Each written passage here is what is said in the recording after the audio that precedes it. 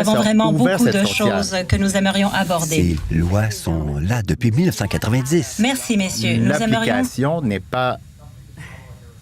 Kamala Harris a créé cela. Messieurs, le public ne vous entend plus parce que vos microphones sont maintenant sur sourdine. Nous avons beaucoup de choses que nous aimerions aborder. Merci d'avoir expliqué le processus juridique. Merci. L'économie est une grande préoccupation pour tout le monde. Chacune de vos campagnes a donné un plan économique et nous aimerions en parler de manière plus particulière. On a, de la part de M. Vance, donc on aura des crédits d'impôt. Et on dit que les propositions vont augmenter le déficit du pays par 1,2 trillion de dollars. Comment est-ce que vous payeriez pour cela sans aller au-delà du déficit? Merci. Je vous donne 2 minutes. Kamala Harris et moi croyons à la classe moyenne parce que nous en sommes. Nous avons grandi dans la classe moyenne. Alors, ceux qui nous écoutent, vous entendez beaucoup d'arguments. C'est bon, c'est sain. Voilà ce que c'est un débat. Mais quel sera l'impact sur vous? Le plan de l'avenir de Mme Harris, c'est justement de parler du logement. Mais n'oubliez pas, il y a 3 millions de nouveaux logements qui seront bâtis avec des crédits au début. Une maison, c'est beaucoup plus qu'un avoir à être échangé à Wall Street. Ça fait partie d'une vie normale. Et que vous achetiez ce que vous avez besoin pour vivre, que des médicaments, l'insuline à 35 $, c'est une bonne chose, mais ça coûte 5 $ pour le produire. Et on charge 800 avant notre changement. Pour le logement, je l'ai vu au Minnesota, 12 de plus de logements, les prix ont descendu de 4 %. Ça fonctionne. Et s'assurer que les allègements fiscaux, c'est 1 000 $ de crédit d'impôt pour les enfants. Cela réduit la pauvreté infantile de 1/3. On sauve de l'argent et on agit correctement vers les familles. Et aussi, on aide à lancer les entreprises. Maintenant, il y a un crédit d'impôt de 5 000 $ pour une PME et on l'augmente à 50 000. C'est une différence philosophique entre nous. Donald Trump a fait une promesse et je vais vous le dire. Il a pris des gens à Mar-a-Lago et il a offert des allègements fiscaux aux plus riches. Ce qui s'est passé, c'était 8 billions de dollars de plus dans la dette nationale. L'agrandissement le plus important. Et maintenant, il veut une taxe de vente sur la consommation de 20 %. Chacun est d'accord que cela va déstabiliser les États-Unis, ça va augmenter l'inflation et va mener à une récession. C'est très simple pour vous. Où allons-nous? Kamala Harris a dit, voici ce que nous voulons faire, demander aux plus riches de payer leur part. Quand vous le faites, notre système fonctionne beaucoup mieux. Il y a plus de gens qui participent à l'économie et les gens ont ce dont ils ont besoin, les éléments essentiels de la vie. Pour répondre, mais de manière similaire, les Wharton School a fait une analyse du plan Trump et dit que cela augmenterait le déficit de la nation de 5,8 trillions. Ma question est la même pour vous. Comment payer pour tout cela sans complètement faire exploser le déficit? Tout d'abord, vous allez entendre beaucoup de Tim Walz, et vous l'avez entendu, beaucoup de ce que Kamala Harris propose de faire. Certaines de ces choses ont l'air pas si pires, mais voici ce que vous n'entendrez pas. Kamala Harris a déjà fait cela parce qu'elle a été la vice-présidente depuis 3 ans et demi. Elle a eu la chance déjà de mettre en œuvre toutes ces belles politiques. Et qu'est-ce qu'elle a fait au lieu? En fait, c'est qu'elle a fait augmenter le prix des aliments, des logements de 60 %, d'ouvrir la frontière américaine du Sud et de rendre la classe moyenne non abordable pour beaucoup d'Américains. Si Kamala Harris a de si beaux plans pour s'attaquer aux problèmes de la classe moyenne, elle devrait agir maintenant, pas lorsqu'elle demande une promotion, mais lorsqu'elle a été vice-présidente depuis 3 ans et demi. Et le fait qu'elle ne fait rien, cela vous en dit beaucoup par rapport au niveau de confiance que vous pouvez avoir envers elle. Donc, le plan économique de Trump n'est pas un plan, mais un bilan. Ces économistes attaquent le plan Trump, mais ils n'ont pas de bon sens, ils n'ont pas de sagesse. Les politiques de Trump vont livrer des salaires les plus élevés depuis une génération dans ce pays, 1,5 % d'inflation, et en plus, la paix et la sécurité partout dans le monde. Donc, ceux qui disent que le plan de Trump ne fait pas de sens, je leur dis, regardez son bilan. Il a livré ce qu'il fallait niveau salaire pour les Américains. Et Tim admet qu'ils veulent défaire les réductions d'impôts de Trump. Mais ce qui est différent des réductions d'impôts de Trump par rapport aux autres des républicains, c'est que beaucoup de ces ressources sont allées pour faire augmenter le salaire de la classe moyenne. C'est une loi qui a été une réduction qui a été passée en 2017 et il y a eu un boom économique comme on n'a jamais vu. C'est un bilan dont je suis fier et on va retourner à cette sagesse de base base afin que vous puissiez vous permettre de vivre le rêve américain. Je sais que plusieurs d'entre vous avez de la misère, vous êtes inquiets par rapport au pays, à payer vos factures. Ça va cesser lorsque Trump va ramener le bon sens. Gouverneur, est-ce que vous aimeriez répondre? Qu'est-ce que Kamala Harris a fait pour la classe moyenne? Kamala Harris, au premier jour, c'était la faillite de la gestion de la COVID sous Trump. Il y avait une récession. Il y avait 10 millions de chômeurs, le plus grand nombre depuis la Grande Dépression. 9 millions d'emplois perdus. Ça, c'était ce qu'on avait reçu de l'administration Trump. Alors, quand il est question d'experts, moi, j'ai noté la chose. Les économistes ne peuvent pas être vraiment fiables. Les gens de la sécurité nationale ne peuvent pas être fiables. Si vous voulez être président, vous n'avez pas toutes les réponses. Trump pense qu'il a. Et écoutez, si vous avez besoin d'une chirurgie cardiaque, écoutez la clinique Mayo à Rochester et pas Donald Trump. Et donc, je vous demande, les camionneurs, les infirmières, comment est-ce que c'est juste que vous payez vos taxes tous les jours? Et M. Trump n'a payé aucune taxe fédérale en 15 ans, ni la dernière année comme président. Voilà ce qui ne marche pas avec le système. Il y a plein de voies de contournement. Il s'en est vanté. On veut juste de l'équité. Et tout ce que c'est ce que vous voulez vous-même, de l'équité. Vous dites, faites confiance aux experts, mais ces mêmes experts, pendant 4 ans, ont dit que si on envoie nos fabrications en usine en Chine, tout va être moins cher. Si on envoyait notre base industrielle au Mexique et ailleurs, ça rendrait la classe moyenne plus forte. Ils se trompaient à propos de ça. Ils se trompaient à propos de l'idée que si on rend l'Amérique moins dépendante des autres, que ça nous rendrait meilleurs. Et ils se sont trompés. Et pour la première fois en une génération, Donald Trump a eu la sagesse et le courage de dire à ce consensus bipartisan, on ne le fait plus. On rapporte les emplois manufacturiers aux États-Unis. On va faire plus de nos produits. Et c'est un enjeu économique. J'ai 3 merveilleux enfants à la maison. Je les adore et j'espère qu'ils sont couchés, en tout cas en ce moment. Mais les drogues, les produits pharmaceutiques que l'on donne à nos enfants sont fabriqués par des nations qui nous haïssent. Ça doit cesser et on ne va pas arrêter ça en écoutant les experts. On va le faire en écoutant la sagesse et le bon sens, comme Trump. Sénateur, vous n'avez plus de temps. Les voteurs ont plus confiance au Trump pour l'économie. Pourquoi? Et vous voulez que les milliardaires aient des allègements fiscaux, vous connaissez les chiffres. Écoutez, moi, je suis syndicaliste. Je ne suis pas quelqu'un qui voulait envoyer les emplois à l'étranger. Mais nous avons le soja et du maïs. Il faut avoir de l'équité dans les échanges commerciaux. Moi, je pense que ce qui me préoccupe le plus, c'est que Donald Trump était le gars qui a créé le plus grand déficit commercial avec la Chine. Alors, la rhétorique est bonne.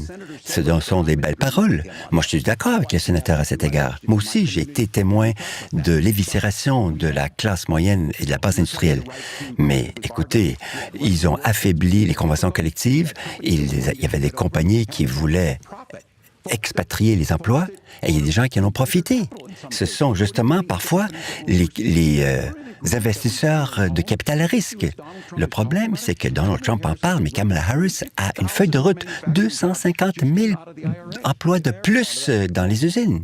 Je peux répondre à cela. Donc, j'apprécie votre commentaire. Donc, si vous avez remarqué ce que le gouverneur Walz a dit que Donald Trump doit écouter les experts. Et ensuite, lorsqu'il reconnaît que les experts se sont trompés, il a dit Donald Trump n'a pas fait un si bon boulot que... Non, c'est une généralisation. Donc, ce que Tim Walz fait, et honnêtement, Tim, je pense que vous avez un boulot très difficile parce que vous devez faire semblant que Donald Trump n'a pas fait augmenter les salaires. Il l'a fait. Vous devez faire semblant que Donald Trump n'a pas livré une inflation moins élevée. Il l'a fait. Et simultanément, vous devez défendre le bilan atroce économique de Harris qui a rendu tout moins abordable pour les citoyens américains. J'ai été élevé par une femme qui parfois était endettée côté médical afin qu'elle puisse nous faire manger. Je sais ce que c'est ne pas être en mesure de s'acheter les choses que l'on doit s'acheter. On peut faire beaucoup mieux. À tous ceux qui nous regardent ce soir, on peut retourner à une Amérique qui est abordable. On doit retourner aux principes économiques. J'espère que nous aurons une conversation sur les soins de santé. Sénateur, gouverneur, merci. Margaret.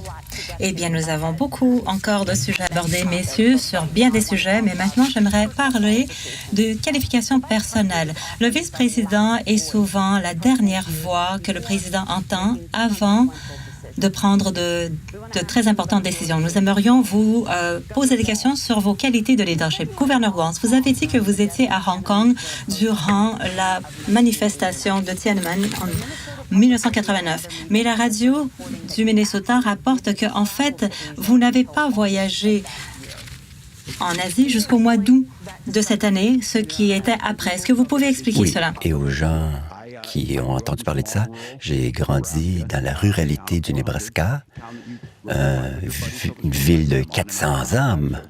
Vous comprenez ce que c'est. À 17 ans, j'étais dans la garde nationale. Et ensuite, j'ai utilisé la loi sur les anciens combattants pour devenir un jeune enseignant. Et en 89, j'ai eu la possibilité d'aller en Chine, il y a 35 ans. Moi, je suis revenu et j'ai commencé un programme pour emmener des jeunes. C'était des équipes de basketball, de baseball, des danseurs, des danseuses, et on faisait l'aller-retour avec la Chine. Pourquoi? C'était essayer de faire des liens interculturels. Ma communauté me comprenait. Écoutez, moi, je vais être le premier à vous dire, j'ai vraiment investi tout ce que j'avais dans ma communauté, mais je n'ai pas été parfait. Et je suis parfois plutôt obstiné, mais il a toujours été question de cela. Et les mêmes personnes m'ont élu au Congrès pendant 12 ans. Et au Congrès, j'étais vraiment une des personnes les plus bipartites. Je travaillais avec les projets de loi pour l'agriculture et aussi les avantages sociaux pour les anciens combattants. Et ensuite, les gens du Minnesota m'ont élu 2 fois comme gouverneur. Donc, mon engagement, dès le départ, c'était de m'assurer que je suis là pour les gens, pour mes commettants. Et plus que tout, souvent, je vais parler beaucoup, je vais être pris dans la rhétorique, mais le fait d'être là, l'impact, la différence, j'ai beaucoup appris sur la Chine. J'entends les critiques, mais moi, je dirais que Donald Trump devrait avoir été avec nous. Je garantis qu'il ne serait pas en train de faire des éloges sur M. Xi Jinping quant à la COVID. Il ne commencerait pas une guerre commerciale qu'il a à perdre. Il n'est pas question uniquement de comprendre le monde, mais d'aider sa communauté et d'aider aux gens à comprendre quelles sont les réalités du monde. Et moi, j'étais un bon enseignant, ou c'était un bon soldat. Il était question aussi d'exceller comme congressiste. Voilà les valeurs qui comptent pour moi. Gouverneur, juste pour faire un suivi par rapport à ça, la question était, est-ce que vous pouvez expliquer la différence? Tout ce que j'ai dit, c'est que j'ai passé l'été et j'ai fait une erreur. Voilà, j'ai fait une erreur de date. Donc, j'étais à Hong Kong et en Chine pendant les manifestations pro-démocratie. Et j'ai beaucoup appris sur ce qui était nécessaire quand on était au gouvernement. Merci, gouverneur. Sénateur Vance, en 2016, vous avez appelé votre colistier Donald Trump qui ne pouvait pas occuper le plus haut poste du pays, qu'il pouvait même être le Hitler des États-Unis. Et on va poser la question à plusieurs reprises. Et vous dites regretter ces commentaires et ensuite que vous avez voté pour lui en 2020. Mais le Washington Post a rapporté de nouveaux messages la semaine dernière où vous avez également critiqué sa manière de faire au niveau économique, citant qu'il n'avait pas du tout livré sur son populisme économique. Maintenant, vous êtes son colistier et vous avez changé beaucoup de vos politiques pour s'aligner avec les siens. Si vous devenez vice-président, pourquoi est-ce que les Américains devraient avoir confiance en vous que vous allez donner à Donald Trump les conseils qu'il doit entendre et pas seulement ce qu'il veut entendre? Vous avez 2 minutes. D'abord, j'ai toujours été transparent et bien sûr, j'ai été en désaccord avec le président, mais j'ai été ouvert par rapport au fait que je me suis trompé par rapport à Donald Trump. Je me suis trompé parce que je croyais certaines des histoires des médias qui étaient des fabrications sur ses politiques, mais Trump a livré pour le peuple américain des meilleurs salaires, une frontière sécuritaire dans le Sud, beaucoup de choses que je ne pensais pas qu'il sera capable de faire. Mais lorsque vous vous trompez et que vous changez d'idée, vous devriez être honnête avec le peuple américain. C'est une des raisons pourquoi j'ai fait tellement d'entrevues, parce que je pense qu'il est important d'expliquer au peuple américain où je me situe par rapport aux enjeux. Vous avez dit que vous avez parlé de 2020 et j'ai été cohérent. Il y a beaucoup de choses qu'on aurait pu mieux faire dans l'administration Trump pendant le premier mandat si le Congrès avait fait son boulot. Je crois fermement, et j'ai été sénateur, je crois fermement que le Congrès n'est pas seulement une société de débat, c'est pas seulement un forum pour les sénateurs et les représentants, c'est pas un forum pour se plaindre. Il y avait beaucoup d'éléments par rapport aux droits de douane si les démocrates et les républicains avaient été plus clairs par rapport à comment ils gouverneraient le pays. En fait, Tim nous a accusés d'être une taxe de vente nationale et vous êtes probablement surpris de m'entendre faire des louanges à Joe Biden, mais ce qu'il a fait, c'est qu'il a continué certains des droits de douane qui protégeaient les emplois américains. Et c'est l'enjeu où Kamala Harris s'est démarquée du bilan de Joe Biden. Pensez-y, si vous essayez d'employer des esclaves pour travailler en Chine à 3 $ par jour, vous allez le faire et couper le salaire des travailleurs américains, à moins que notre pays se tienne debout et dise vous n'allez pas accéder à nos marchés, à moins que vous payiez les Américains de classe moyenne. Sénateur, on n'avait plus de temps, Nora. Merci. Maintenant, nous allons parler des droits reproductifs. Gouverneur Walz, après Roe versus Wade, après que ce soit annulé, vous avez signé un projet de loi qui a rendu Minnesota un des endroits les moins restrictifs en termes de droit sur l'avortement. L'ancien président Trump a dit lors du dernier débat que vous croyez que l'avortement est, on cite, dans le 9e mois est tout à fait correct. Oui ou non? Est-ce que c'est ce que vous soutenez? Je vous donne 2 minutes. Non, c'est pas ce qu'on lit dans le texte de loi. Cette question est sur toutes les langues. M. Trump se vante à quel point il a nommé des juges pour renverser Roe contre Wade. 52 ans d'autonomie personnelle détruite. Et là, il dit non, on le remet aux États, c'est très bien. Eh bien, je pense que beaucoup de gens seraient contre. Une jeune femme au Texas qui attendait, avait 18 mois, elle a 18 semaines par contre, il y a eu une déchirure de la membrane et les soins médicaux à ce moment-là doivent être décidés par les médecins. Et cela aurait été un avortement, mais au Texas, ça aurait mis les médecins en difficulté juridique. Elle a eu une septicémie, elle est presque morte et peut-être elle sera stérile maintenant. Ou au Kentucky, Hattie Duvall, un enfant de 12 ans qui a été violé par son beau-père. Elle est tombée enceinte. C'est horrible. Alors, quand on lui demande à M. Vance, il dit les deux torts ne font pas un bien. Donc, au Minnesota, ce qu'on a fait, c'est qu'on a rétabli Roe contre Wade pour s'assurer qu'on mettait les femmes responsables de leur santé. Si vous ne connaissez pas Amanda ou Hadley, vous allez les connaître parce que le projet 2025 va avoir une inscription des grossesses. Ça va être plus difficile, voire impossible d'obtenir des contraceptifs. Ça va limiter, voire éliminer l'accès aux traitements d'infertilité. Pour beaucoup de gens qui écoutent, moi inclus, les traitements d'infertilité m'ont fait un père. J'étais pas capable de concevoir sans cela. Et au fond, on dit que les États vont décider ce qui est bon pour le Texas et peut-être pas bon pour Washington. Ce n'est pas ainsi que ça fonctionne. Ce sont des droits de la personne, des droits fondamentaux. On a vu la mortalité infantile exploser au Texas, plus haut que beaucoup de pays au monde. Il est question de santé, de soins de santé. Au Minnesota, on est les premiers au premier rang. On fait confiance aux femmes, on fait confiance aux médecins. Est-ce que vous aimeriez répondre? Est-ce que vous allez créer une agence d'évaluation fédérale des grossesses? Certainement qu'on ne le fera pas. Et je veux parler de cet enjeu parce que plusieurs Américains sont soucis, plusieurs Américains ne sont pas d'accord avec tout ce que j'ai dit à ce sujet. J'ai grandi dans une famille de classe moyenne, dans un quartier où je connaissais beaucoup de jeunes femmes qui avaient des grossesses non planifiées et ils ont décidé de mettre fin parce qu'ils n'avaient pas d'option. Et un enjeu...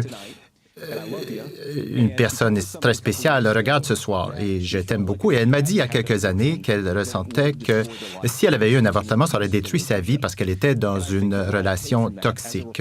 Et donc, ce que je retire de ça en tant que républicain qui veut protéger les vies innocentes dans ce pays, qui veut protéger les vulnérables, c'est que dans mon parti, on doit faire du meilleur travail à gagner la confiance du peuple américain sur cet enjeu. Ils ne nous font pas confiance. Et c'est une des choses que Donald Trump et moi-même allons faire. Je veux qu'en tant que parti républicain, nous soyons pro-famille dans tout le sens du mot. Je veux qu'on soutienne les traitements de fertilité. Je veux qu'on rende plus facile le fait que les femmes puissent avoir des enfants. Je veux que les gens puissent acheter des maisons, que ce soit abordable pour eux. Il y a beaucoup à faire côté politique pour donner plus d'options aux femmes. Maintenant, Donald Trump a été très clair par rapport aux politiques d'avortement en particulier. Nous avons un grand pays divers et la Californie a un différent point de vue que la Géorgie. La Géorgie a un différent point de vue que l'Arizona. Et la bonne façon de gérer cela, dans notre démocratie, c'est de permettre aux électeurs de prendre ces décisions, de laisser les États individuels prendre les propres décisions par rapport aux politiques d'avortement. C'est ce qui fait du sens dans un pays très divers et un pays divisé. Gouverneur, est-ce que vous aimeriez répondre également, poser la question par rapport aux restrictions? Alors écoutez, on a posé la question à M. Trump et M. Trump a fait une accusation fausse sur le Minnesota. Alors, parlons de cette diversité des États. Amber Thurman, une jeune femme, elle était en Géorgie, un État restrictif, et en lien avec cela, elle a dû se déplacer sur une grande distance jusqu'en Caroline du Nord pour essayer d'avoir des soins reproductifs. Amber Thurman est morte pendant ce déplacement et cet aller-retour. Le fait demeure que comment, comme nation, pouvons-nous dire que votre vie et vos droits, les droits les plus fondamentaux, le fait de contrôler votre propre corps, est fondé sur la géographie? Il y a une vraie chance que Amber Thurman, si elle vivait au Minnesota, elle serait en vie aujourd'hui. Elle ne serait pas morte. C'est pourquoi le rétablissement de Roe contre Wade, quand vous écoutez Mme Harris en parler, vous entendez la même chose. Donald Trump essaie de comprendre comment trouver la voie politique. Je suis d'accord avec M. Vance, mais son colistier ne comprend pas et c'est ça le problème. Gouverneur, vous n'avez plus de temps. Sénateur, se référant à une interdiction fédérale, par le passé, vous avez soutenu une interdiction fédérale sur l'avortement après 15 semaines. Et en fait, vous avez dit que si quelqu'un ne peut pas soutenir ce genre de législation, en citation, vous faites que les États-Unis soient le régime le plus barbarique, le plus pro-avortement du monde entier. Ma question, pourquoi avez-vous changé d'idée?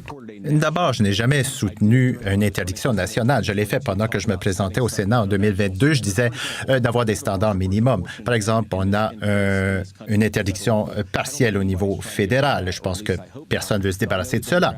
Je sais que les démocrates ont une position radicale pro-avortement, mais une chose qui a changé, c'est en Ohio, on a eu un référendum en 2023 et les gens de l'Ohio ont voté contre ma position. Et ce que j'ai appris de cela, c'est qu'on doit faire du meilleur travail à regagner la confiance des gens. Tellement de jeunes femmes voudraient avoir des familles. Beaucoup de jeunes femmes voient des grossesses non planifiées comme quelque chose qui va détruire leur éducation, leur vie, leurs relations. Et on doit gagner la confiance des gens ou regagner la confiance. Et c'est pourquoi Donald Trump et moi veulent des politiques pro-famille, rendre les soins de garde des enfants plus accessibles, les traitements de fertilité plus accessibles. On doit faire du meilleur travail à cela et c'est ce que le leadership va faire. Gouverneur, votre réponse?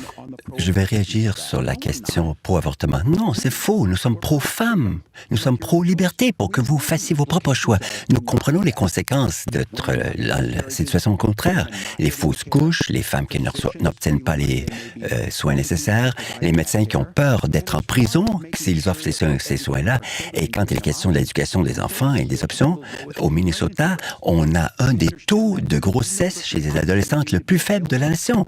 Les options doivent être disponibles, mais nous sommes dans les 3 plus importants pour élever les enfants. On a les meilleures statistiques. Me dire qu'on est pro-enfant, mais qu'on n'aime pas ceci, ou vous êtes pro-avortement, ce n'est pas du tout le cas. Quand vous êtes pro-liberté des femmes, et Kamala Harris est en train de proposer cet argumentaire, d'offrir des options pour les enfants avec 6 000 $ de crédit d'impôt pour les enfants.